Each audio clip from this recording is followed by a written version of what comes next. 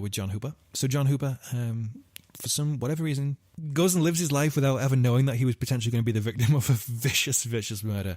Well, he probably does now, right? Yeah, he will do now. Because he's listened to the podcast. No, because someone would have told him. Yeah. I know he doesn't listen to the podcast. He might do. Maybe. Unlikely. Good old Herbie, maybe thinking he could continue his work being funded by the government, decided he wanted to join the US Marines. So I'm thinking maybe he thinks, oh, that's a good way I can go and kill people. Maybe US Marines. Maybe. Mm-hmm. I know that's not the reason people go into the US Marines or the Army, but maybe this is the reason why he did. Yeah. Maybe. That was like a little disclaimer.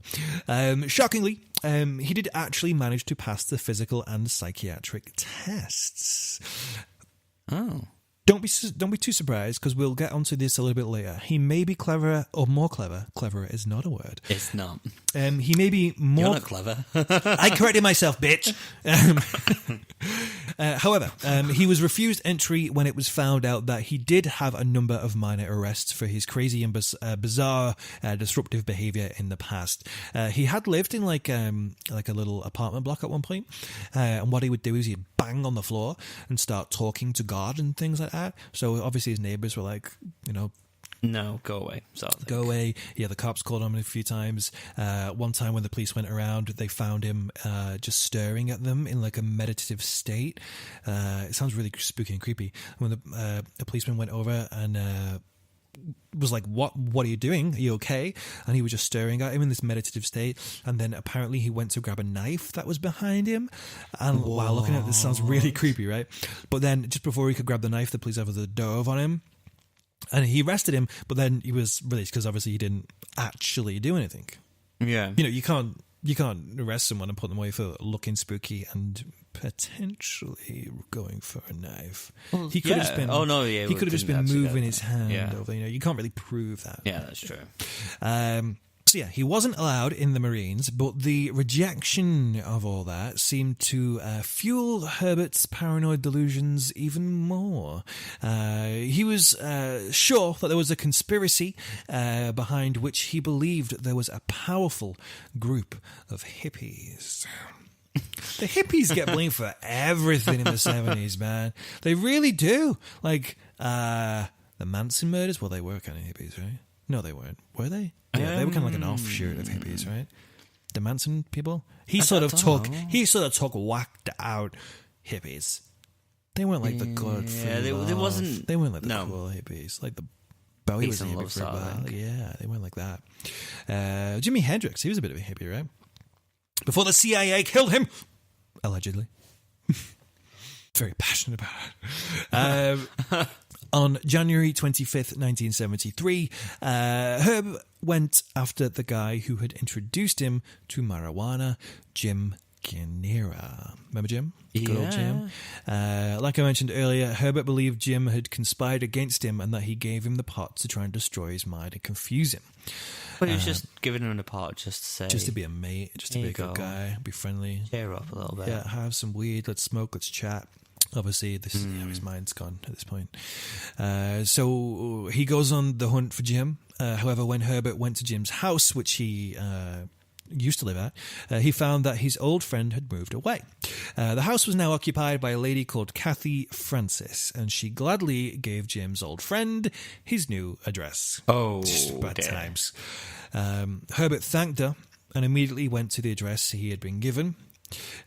Where he slaughtered both Jim and his wife with shots to the head before stabbing their bodies repeatedly.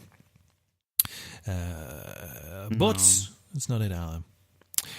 With Herbert, in this particular situation, there was a loose end. Really? Herbert went back to Kathy Francis's house. Oh. Where he shot... This is horrible. He shot dead her and her two sons, David and Damon. The boys were aged just 9 and 6. It's fucking horrible. Oh. So just because she had given the address, but this whole thing is interesting because this will come back at him. So because Kathleen Francis's husband, who was away at the time, was a drug dealer, the 5 murders were thought to be motivated by drug trafficking. Okay. So when the police looked at this, see, they're not connecting any of this so far. So these are all individual killings so far. There's no... To be fair, why would they? Because it's so sporadic and strange, and each one's There's different. no MO. Yeah. Well, it doesn't seem that way. Definitely because he's been using a knife for a couple of them. One of them, he took the bowel, the insides out of them. And then this one, he starts using a gun. So it's all very mixy-matchy. Yeah. So, yeah, to be honest with you, I can't blame him, really, not for fingering him earlier. Can I just say this? This is probably not even one of his, like, nowhere near true. No. But do you think the different ways he's killing people, do you think that's got to, like, link with the where he could be one day a yoga teacher sort of thing or whatever? I don't think so. I don't think his personality has shifted anymore from this point. Right, okay. I don't believe so. Yeah, I don't think he's flipping from character to character, because the description of him while all this is happening isn't like of a whacked out spooky kooky guy. Like, people say he's still quite well mannered and he's quite handsome. I'll show you a photo of him at the end. Okay. And he's quite handsome, clean cut looking guy. But underneath his clean cut clothes, he's got all these fucking weird tattoos and burn marks and things. So it's kind of a good physical representation of him as a person, really. Yeah. You've got a very well-mannered, clean-cut person, but then inside all dark and fucked up. On Saturday, February 10th, 1973, sorry, I said free. It's my northern English. To be fair, I said free. Free. Herbert was taking a stroll through the state park woods.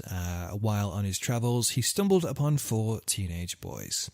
The guys had set up a little campsite for themselves with a big tent, and after Herbert had struck up conversation with them, the 4 teenagers invited him inside to take a look at what they'd built.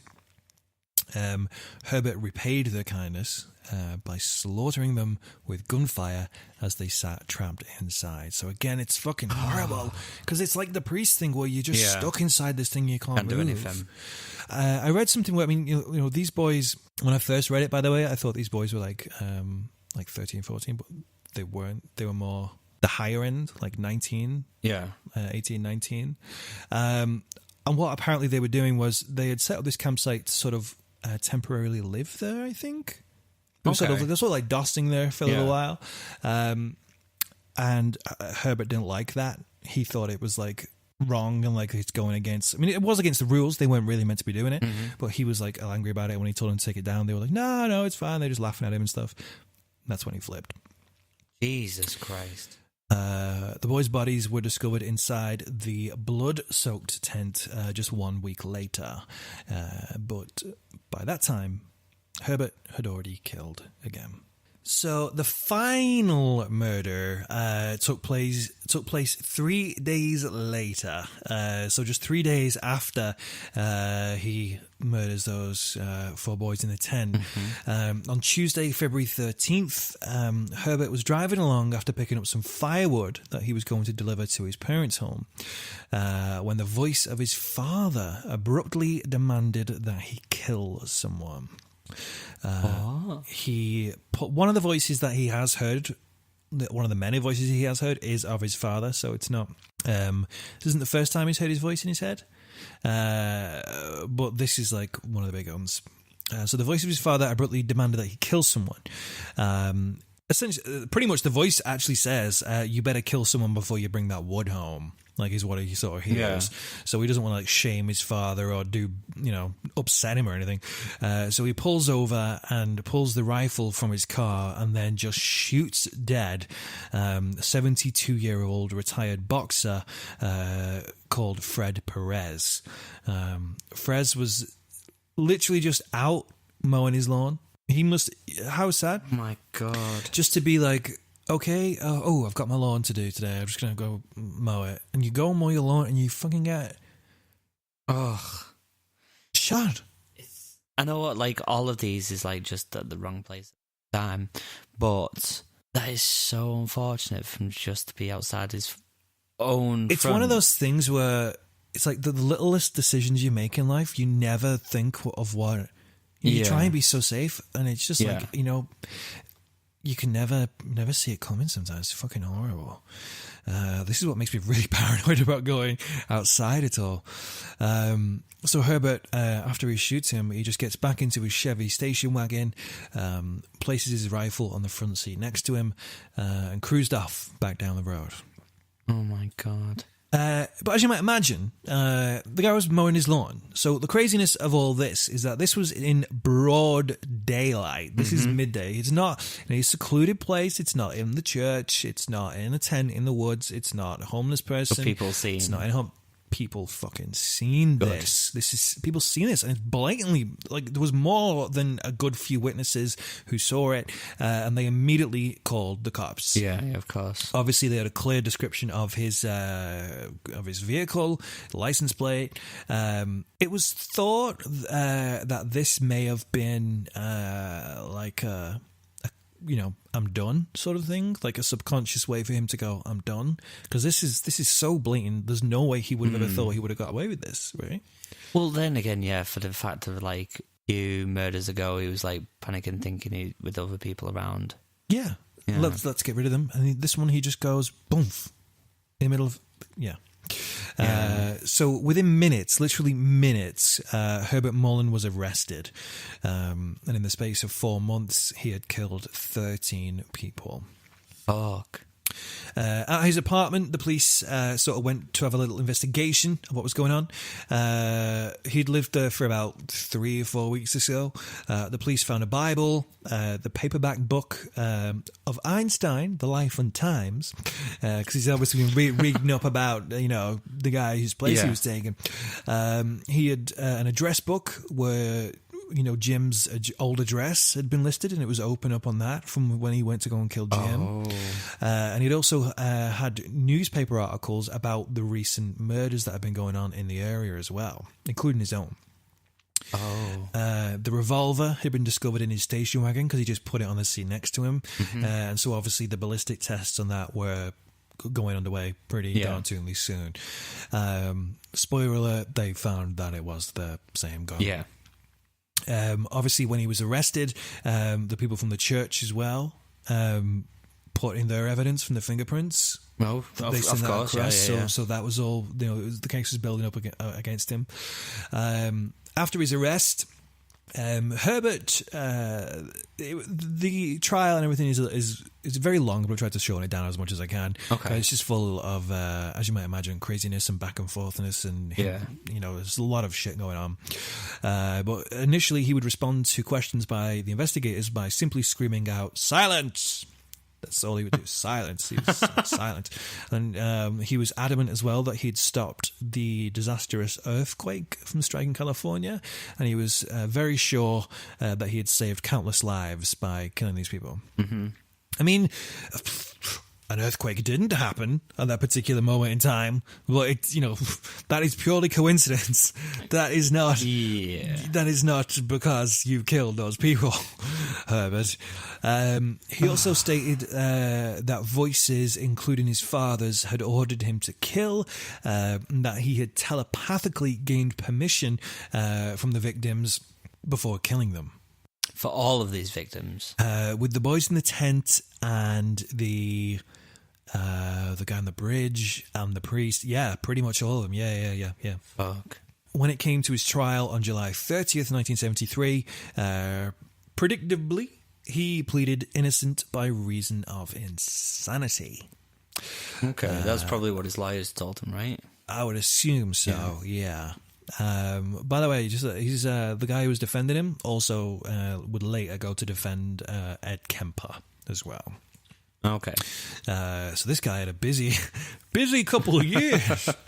Busy couple of years. Fuck. His lawyer told the court of Herbert's strange ideas, such as his theory that his family... Oh, yeah. Get into this gig. Such as the theory that his family had conspired to hide bisexuality from him as a child, and that he should have had the privilege of having orgasms, courtesy of his own family members, by the age of at least 6. What? Do you want to hear the words. I'm not going to do the accent because I can't be just bothered. I'm just going to tell you this in another way. So, in his own words, I believe that my father has been unequally blamed for my failure.